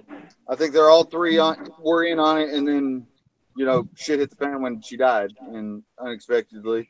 And I don't know if I was Ned discussing this earlier. Dying. Huh? I don't know if Ned knew until she was dying, because he wasn't in Winterfell. He was up in the Vale, or he was with Robert in Storm's End, or where was he? Yeah. He found out about it at the tower, but I mean, I think when he took Jon, honestly, I think Benjen and her may have had it worked out where Benjen was going to claim Jon, because in this chapter he calls Jon son, and Jon freaks out. I'm not your son, but and Benjen says something about it kind of implied a lot of things would be as bad if he was. And it makes me think that maybe they were going to work it out where Benjen actually claimed him, and then Ned, going back, had claimed him already. We have a question from Fred again. Do you think? What is it, Agrilis? I said hi, Fred. Hey, yeah. The question is, do you think it was to escort his brother-in-law Rhaegar? I mean, Mance. Please. Please what? I don't get it. Mance is Rhaegar. Right. What? It is known. Mance not dead. Mance is not dead. Wait, Wait, because Shelley. then I know you started cackling too. Like, whoa! I just are you kidding me? Like, Shelley, Mance did not die in the books. He's still very much alive. Yes. yeah, but the whole thing is that I don't see Mance Rayder being handsome enough to be Rhaegar Targaryen. I just don't. Because you're using the I pictures agree from the with you on show. that. I mean, I love that actor who played Mance in the TV show. But Yeah. Lord have mercy, Caesar, you ain't no Rhaegar Targaryen. You guys are hilarious. Because he played Caesar and Rome. Hey, You know, and I the really 15 got years has that. I been hard did on the watch guy. that. But then when they 15 showed years him, I has was been like, hard well, on he's the a good guy. actor, but I just don't buy that. I can't either. I cannot buy that Mance Rayder He's just is too Rhaegar old, Targaryen. in my opinion. Did you He see the just fucking has very Rhaegar they old had? body as well. Okay, the rubies, it's glamored, etc. Okay, maybe I can get on board with that, but that'd be the only way. Yeah, Did you because see they the do it ugly in the ass Rhaegar they had? Well, he wasn't ugly though. That's the whole point. I mean, he was kind of a regular, you know. Lord of the Rings, though, but I always pictured Rando as being more of an Orlando, Rhaegar as being more of an Orlando Bloom type, you know? Exactly. It's And been a they rough 15 years for him. Give him a break, man. Come on. But on top of it, like, how would you explain him having the dark brown hair and the dark brown beard? I mean, he's supposed to be a Targaryen. It's supposed to be all types of blonde and platinum blonde. So that unless they have some kind of techniques up past the wall, then I kind of can't see it. You know, I just can't. Well, it's just like Mel Oh, here. being 400 years old. Her hair is actually white and she's actually wrinkled. But Well, what we true. see is her having red hair and her having a very plush complexion. So it's the Bam, rubies there that it is. glamour them. And then in the books, to take it a step further, Mance Rayder is already being glamored. He's walking around as a character Mm-hmm. called Bones. Rattle shirt. So, rattle shirt. It's already occurring in the books. So he's already using a glamour. One thing else I want to touch on that I've noticed 2 chapters now in a row. It happened in the Ned chapter, and I found in this one when it starts to do this double meaning for John. I found like a key word that cues you in to start looking for it. Well, me anyway. I took it said John had noticed that too. A bastard had to learn to notice things, to read the truth that people hid behind their eyes. To me, that cued me in to start watching for John. And then when you read on down, when he asks to be excused from the feast hall, that was my cue to kind of drop that John specific. It done it with what was it when Ned and Robert were talking about about John in the previous chapter. It said. Ned asked, tell me what happened to John. That cued me in to start paying attention to John. And then Robert ended it and said, let's talk of other things. I found it 2 chapters in a row, so I'm going to be watching out for that. Okay. I just thought that was kind of neat.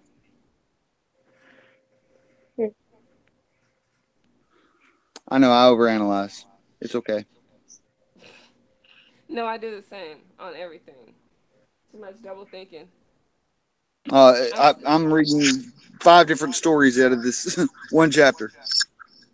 Well, I'm still very focused on the fact that they mentioned all the Lannister, all the Lannister features in this one passage. Because even with Tommen, they go down to his white gold hair, and they go down to Cersei's green Emerald piercing eyes. eyes. Yeah, they really focus in on the Lannisters in this scene, and they sound a lot more Targaryen than they do Lannister. It's what really strikes me. All 3 of Well, them, and all the kids too. that's why I think the 3 Lannisters there. I think he intended on having them all 3 Targaryen, but I think he changed his mind on Tyrion near the end. I Right. don't think Tyrion's going to be. Maybe when he decided to kill Tywin. I think that's probably about when, just to make that parallel with Jaime and Tywin and Agreed. Tyrion and Aerys. Agree, because I think Jaime killed his father and Tyrion killed his biological father. Exactly. And then you know you got Jaime walking in with uh Targaryen colors, the you know the obviously the incest, the and a lot of the Targaryens had they said white hair, but it's always goldish white or something like that. So Agreed.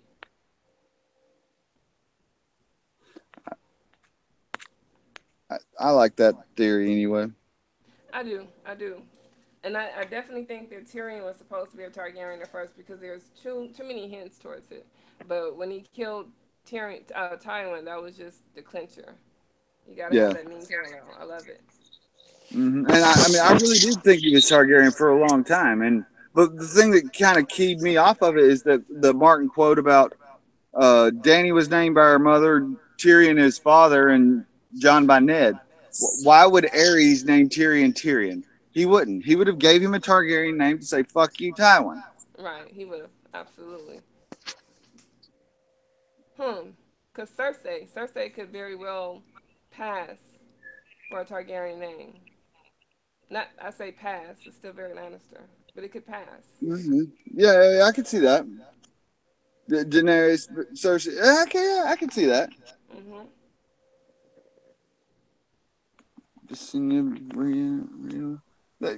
It is an interesting name. I mean, it's odd to most of them. I haven't looked her name up. I wonder what Cersei's name. Well, everything I've looked at, it's always went back to Circe, or however you say it, the Greek goddess. But Martin has specifically said it ain't that. So I haven't found a good one for that one. I've got some killer ones for Lyanna, Arya, Sansa, and all them, but Arya's the best. I love that her name means song, but then in the book she represents death, and that it's a song of ice and fire, but it's really a war of death. And so Arya is totally encompassing all that. She is a song. She is death. She is a song of ice and fire within one character. It's also related to lions, which is also Lyanna translates into lions, and that gives the Arya Lyanna connection. The Stark features. Nice. Yeah, I got the blog on Amino. We have what are you laughing about? I have to search through that with Bran. You have a lot of great material. Yeah, he does. I can talk this shit all day long. I'm bad. I'm an obsessive person. It's a real lively discussion tonight. I've really enjoyed this. Highlight of my week. That's no lie. Wait, I heard weed. What? No, not weed. Weed. Highlight of my week. I'm sorry. Dang, Shelley. I can't help it. Bree, I agree as well. That's when I really started to believe that 100% Tyrion was the only true Lannister child, was when Jenna, take over that Frey castle, related the story to Jaime about how she said, "You're not your father's son. Tyrion is Tywin's son." Right. Yep. And I ran across a line there that she had said she wrote a letter to Tywin explaining that, and he didn't speak to her for a while, a year or 6 so, months, half a year. Oh, this line kind of caught me. They called him the Lion of Lannister to his face and whispered Kingslayer behind his back. I don't know. It just seemed to hit me off. That line of Lannister and then the Kingslayer. It just seemed a little odd to me. I never actually heard anyone refer to him as the Lion of Lannister, but of right, course, neither did I. Him referred to as Kingslayer a lot. But John also calls him the Lion and the Imp. You know. Mm-hmm. We don't hear Tyrion's name first. It's the Lion and the Imp. Yeah, so many contradictions right here in this one chapter. Yeah, absolutely. There's a lot of contradictory feelings, a lot of contradictory moves, a lot of contradictory motives. Everyone has their own motives and their own agenda here, and only John sees it. It's a shame. But John knows nothing. Yeah, he knows nothing. But He let me sees say this. everything. I think he knows everything, actually. He just hasn't learned how to put it all together yet. Like Bran. Yeah, like Bran. And he doesn't have any kind of ethereal power. But all he has is his common No, sense. no, I know everything. But, It's okay. You can admit it. oh, well, Well, I mean, so well, then thanks. that makes you wonder, like, is it that the Starks actually pay attention, but they're too thick-headed to understand things, or do they not really understand things whatever, like at all? I Well, think, it depends on which Stark you're talking about because yeah, even though Ned gets painted as dumb, he is very political, just has a strong political head. He was able to figure out a lot of Tywin's machinations when no one else could. He even outplayed Tywin when he was in King's Landing. So it Rob just depends. outplayed him. That's Tywin on the true. battlefield Right. So it depends on which Stark you're talking about. until he didn't. Right. Well, because like when I sit down and I think about it and I go over it, like John, like he ended up having kind of the same traits that Ned also had as well. And so I know when it comes to Ned, like Ned really wasn't paying attention to everything around him. And so um or at least that's what it looks like from the storyline. And it looks like John is trying his hardest to pay attention to everything, but then he still has that thick-headed northern kind of mindset, which makes it hard for him to kind of accept things or to see things clearly. So that's why I was kind of I questioning agree. it, you know. Yeah, I agree I with Yeah. you, agree. 'Shelley. 100%. Absolutely. Just And like I, when Me, you fight, I would you say that. know, like when you get in a fight with somebody, you're trying to win. I mean, you gotta bite them, you gotta pick up a lamp and hit them. You do whatever, but that's not John's way. He's been castle taught, so he thinks everybody's honor bound to challenge you or whatever. But that's yep, not really the way things are. And see, no, he's very nettish. yeah, I mean, pretty much. I have the perfect example of what you're talking about, Shelley. And I mentioned this earlier Mm, about it, in one of the previous chapters about when Robert was talking about High Garden and how everything is so beautiful and plentiful there. I mean, A Ned, plethora. yeah, was you're right, a plethora of fruits and vegetables and a plethora of fruit and food that, but Ned, didn't glom on to it. Hey, maybe you ought to get with High Garden. Maybe you ought to get with them. They have the food and the money and the resources. Maybe you should come to them and for food. honestly, that would have been smart too, you know, Yeah, because then if it's, I mean honestly, like if they would have turned around and let's say that they would have took Rob Stark and they would have tried to marry him to Marjorie or something, then that would have turned around and just been that would have been a great benefit to Winterfell because then you would have like all the gold and the food supplies and you wouldn't really have to worry about a thing, you know. yeah. Instead of getting involved with these treacherous Lannisters, I mean, these Lannisters have just been a blight on Westeros and a blight upon all of the noble families. And it's a shame that he didn't pick up on that and move, veer toward Highgarden instead of the Lannisters. I mean, Highgarden to this point in the story is the richest family, and the Lannisters are the poorest. I mean, they have a good reputation, the Lannisters, and the Lannisters do not. I mean, things would have been so different if they had, netted and vetted, the High Garden people and the Tyrell family and gotten Well, with them see, instead of the Lannisters. It would have been the so thing different. the thing that got me was that Robert, like when Robert Baratheon was sitting there and he was after he had pretty much won the battle, he had to sit down and choose what kind of or who would help him politically as far as a wife was concerned.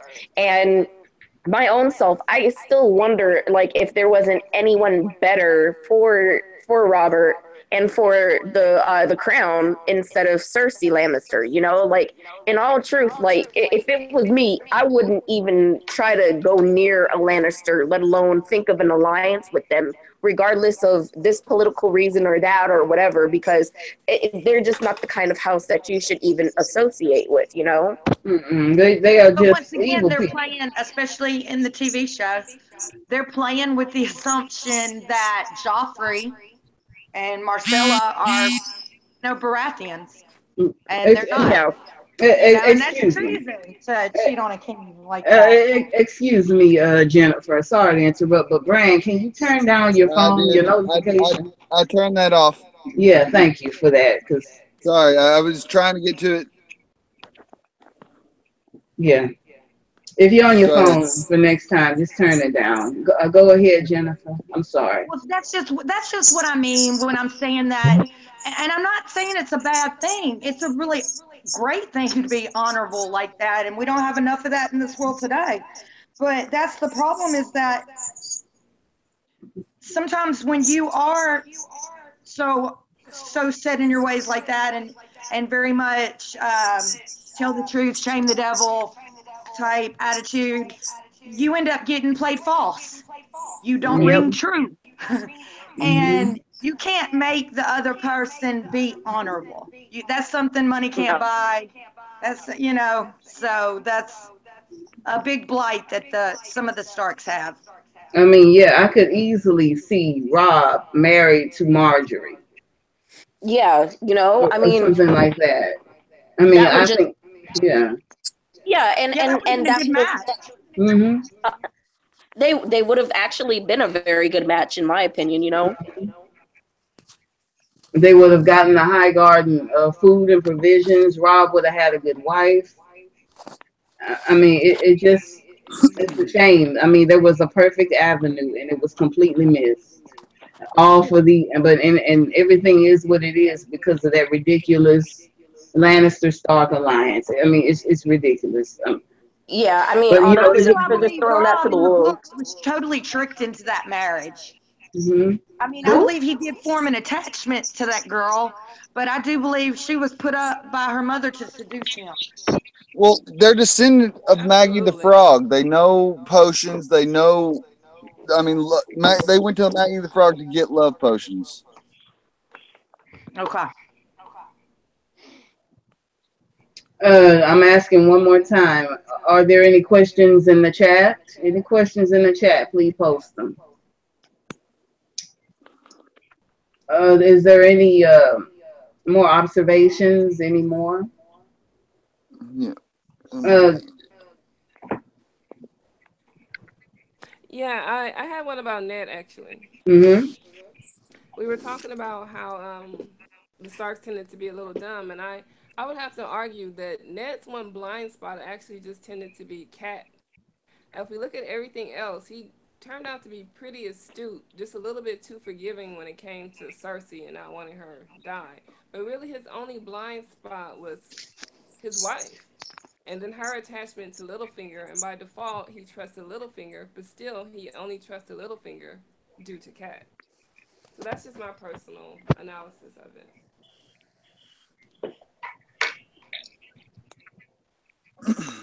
Well, I mean, you know, Littlefinger is a sensitive subject for me, seeing as I'm his number one fan.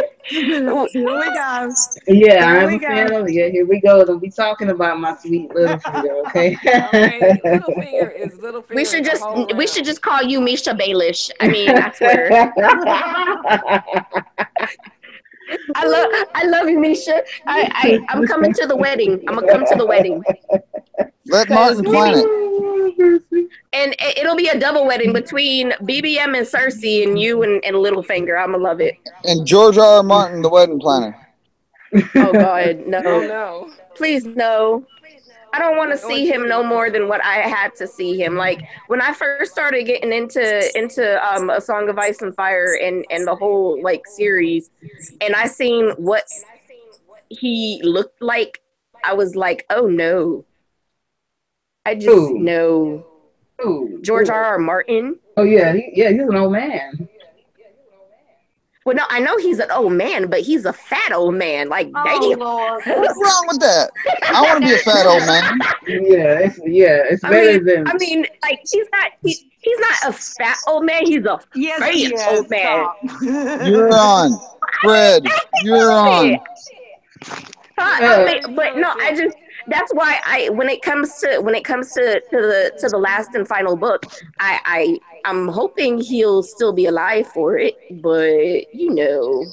Fred just found us. He wants to know our favorite characters. Yeah. Well, my favorite character is Peter Baelish, of course. But for everyone else, I know it's different. You're on Greyjoy. I mean, God, who's better than that? Arya, all the way, all the time. Killer, assassin, little lady. Can be anyone or no one. Sansa. I know Whoa. I'm gonna get some hate behind that, but that's all right. I'm gonna stay true to myself. And No, you that's know cool. what? I bring up the rear, and the most popular is Jon Snow. Oh my God, that Yeah, butt God. and that. Yo, let me stop. Let me mute. Hold on. That scene would have been Ziva. so hot if it wasn't his aunts he was sleeping with. Right. I mean, I couldn't get behind it. I'm never gonna get behind those two. Never. I I'm hate it sorry. too. I hate it too. I'm totally team incest Targaryen. I don't even care. I don't care. I'm gonna Team hit you with incest gross. Targaryen. I'm gonna just hashtag that team incest Targaryen. That is a nasty hashtag, man. Yeah. You want to keep John away from his I know. aunties. Shelley, when you go off on the incest prompting, it makes me proud to be a fan of a pimp like Baylor. You're like, hey, I'd rather. Hey, at least they keep it in the family though. Hey, so does Euron. So does Euron. No, not yours. He just picks his Holy brothers. shit. Oh God, I can't believe you said that, Bran. Euron Oh is terrible. There's a whole lot of. that. I'm sorry. Say it again. What? Oh, excuse me, everybody. What did you say, Jennifer? I said when I said HS, our power went off here in New Orleans just all at once, and for a minute, I swear to you, I thought I went blind. I'm sorry. That's horrible. Are you okay, Jen? Damn, Shelley. I guess Team Incest turned around and has that kind of power to create a whole massive blackout. Oh my God. Oh, okay. Okay. Baelish what did it. Girl, don't be He talking needed the coin. about my He needed sweet the coin. He's responsible for a lot Whenever of you that. whisper Littlefinger, stuff happens. Right. Play some shade loose Right. and he has something. Oh Okay. boy. He did it for him 3 times. We love you, Misha. We love you. Wrap it up. I'm gonna have to go to bed. Okay, we're gonna go ahead and wrap it up. There's one more question, and then we're gonna wrap it up. It's from Money G. It's for you, Jennifer. What have you been up to, Jennifer? Okay. Jennifer, you have a question, Jennifer. I do. Yes, from Money G. She asked, "What have you been up to, Jen?" Yeah. So I was like, okay, what is it? I can't see my since the power went off. I can't see the chat anymore. Okay. Then we'll end it here. We're ended after this question. So, what have you been up to, Jennifer? And we'll end it. Not much. I just had a hard week, and I was a bit depressed. And I read a biography yesterday on all the Tudor queens of England, and of course the last one was Elizabeth I. And I read the accounting of her death, and boy, I couldn't stop crying after hearing that she stood up for like 15 hours trying to beat death from coming after her. Mm-hmm. I just cried and cried. I'm going to rebound, and there's light at the end of the tunnel, as there always is. Okay. Except for a minute ago. I did. I was like, what in the hell? Because just all of a sudden it was really dark in here. Oh, but I'm fine. Thank you for asking, and I hope you're well. And I want to thank everybody on the panel tonight, and especially Agrilis.